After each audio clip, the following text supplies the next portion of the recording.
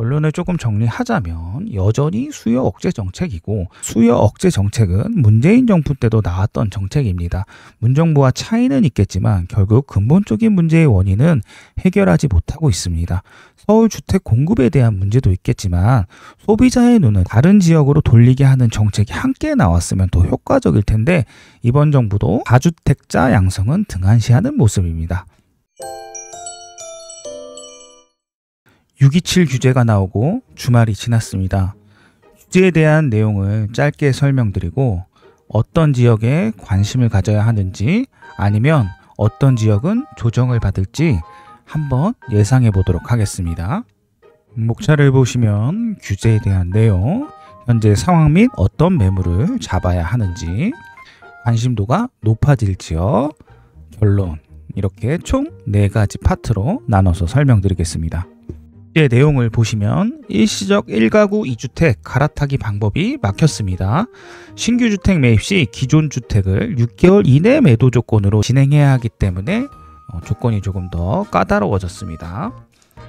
매수자가 전세 보증금으로 매매 대금 또는 분양잔금을 납부하는 경우 세입자 전세 대출이 막혔습니다. 임차인이 올 현금으로 들어와야 하기 때문에 사실상 갭 투자 조건이 굉장히 까다로워졌습니다. 신용대출 한도도 줄었습니다. 연소득 2배 정도 가능했었는데 차주별 연소득 이내에서 제한이 되었습니다. 신용대출로 주택을 매수하는 걸 방지하기 위한 규제입니다. 신규 주택 주담대 이용 시 6개월 이내 전입 의무로 변경되었습니다. 이렇게 변하면 후순위 대출을 이용해서 매수하는 건 불가능해졌습니다. 재건축, 재개발은 큰 타격을 입을 걸로 보여집니다. 생활안정자금 목절 주담대 규제가 강화되었습니다. 대출금은 최대 1억으로 제한입니다. 주담대 만기 30년 이내로 제한되었습니다. 이렇게 될 경우 원리금은 증가합니다. 정책자금 대출 역시 변화가 있었습니다. 생애 최초는 LTV 80%에서 70%로 감소하고, 디딤돌 버팀목 대출 최대 한도 하향과 모두 6개월 이내 전입 의무로 바뀌었습니다.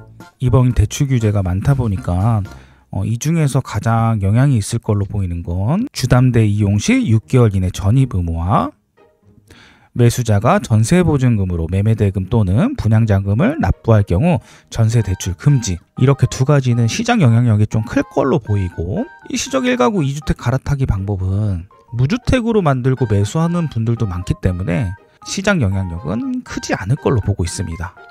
현재 상황을 조금 설명드리면, 규제가 나오고 첫 주말이다 보니까 관망하는 모습을 보이고 있습니다. 이런 상황 속에서 금매 문의는 소폭 증가하였고, 일부 호가가 내려간 금매들은 거래가 나왔습니다. 대표적으로 방배동 재건축 물건 중에 금매는 가계약이 들어갔고, 반포도 조정 나온 매물은 계약금이 들어갔습니다. 갈아타기 수요 역시 조금 주춤하는 모습입니다. 보통 강남을 오시는 분들이 마포, 흑석, 과천에서 많이 왔었는데 그쪽 상황도 좋은 편이 아니니까 당연히 강남으로 이동 수요도 줄어드는 게 당연한 것 같습니다. 이번 규제에서 꼭 잡아야 하는 매물, 요게 중요한데, 선매수 후에 후매도하는 매물 중에 규제에 걸린 매물들이 있습니다. 이 경우 일정이 좀 꼬인 매물들이라서 호가 조정이나 직전 거래가보다 더 낮은 금액으로도 매수가 가능합니다. 현재 이런 매물도 시장에 많이 나와 있으니까 꼭 찾으셔서 매물을 매수하셨으면 합니다. 이번 규제에서도 관심도가 높아질 지역이 있을 텐데 이런 지역이 어디일까 좀 설명을 드려보겠습니다. 규제로 인해서 20억 이상 고가주택 수요는 줄어들 겁니다.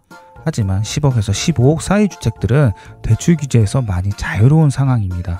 6억을 대출받으려면 부부 합산 소득이 9,300만 원이 넘어야 하는데, 이 정도 소득으로 20억 이상 주택을 매수하는 건 처음부터 조금 무리입니다. 관심이 높아질 지역을 보면 전농 답심리 뉴타운, 장인 뉴타운, 이문 뉴타운, 신길 뉴타운 일부, 상도동 일부, 홍제동 인근, 녹번동 인근, 성남 구도심, 광명 철산 뉴타운, 인덕원, 내선동 등 실거주 입장에서 6억 정도 대출을 받아 매수하기 좋고, 이게 제일 중요하겠죠. 전세가율이 높아서 갭 투자하기 좋은 지역들은 이번 규제에 영향은 없어 보입니다. 결론을 조금 정리하자면 여전히 수요 억제 정책이고, 수요 억제 정책은 문재인 정부 때도 나왔던 정책입니다. 문정부와 차이는 있겠지만 결국 근본적인 문제의 원인은 해결하지 못하고 있습니다. 서울 주택 공급에 대한 문제도 있겠지만 소비자의 눈은 다른 지역으로 돌리게 하는 정책이 함께 나왔으면 더 효과적일 텐데, 이번 정부도 다주택자 양성은 등한시하는 모습입니다. 지방은 규제가 없기 때문에 호재라고 하는 분들이 있는데, 양도세, 취득세 면제 정도는 해줘야 지방 미분양에 관심이 생길 겁니다. 지방 주요 핵심지는 서울 대비 상승이 적었던 거지 미분양과는 연관도 없었습니다. 규제 완화가 없는데 굳이 미분양 주택에 관심이 갈까 하는 생각을 먼저 해보셨으면 합니다. 이번 규제가 보완이 조금 필요해 보이긴 하지만 고가주택 상승률이 너무 빨라서 규제는 필요해 보였습니다.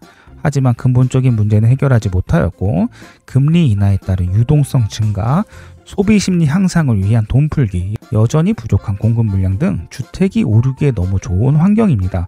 임기 심리 위축은 가능할지 모르지만 대출 규제는 장기간 끌고 갈 수 없는 정책입니다. 이미 좋은 지역을 매수를 하셨다면 불필요한 거래는 하지 마시고, 매수를 꼭 해야만 하는 상황이면 단기 조정을 잘 이용해 보셨으면 합니다. 또 전세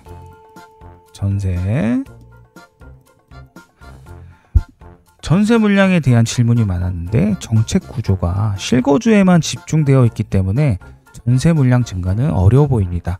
수요는 있지만 물량이 없다면 전세가는 지금보다 소폭 상승하는 게 아닐까, 이렇게 보고 있습니다.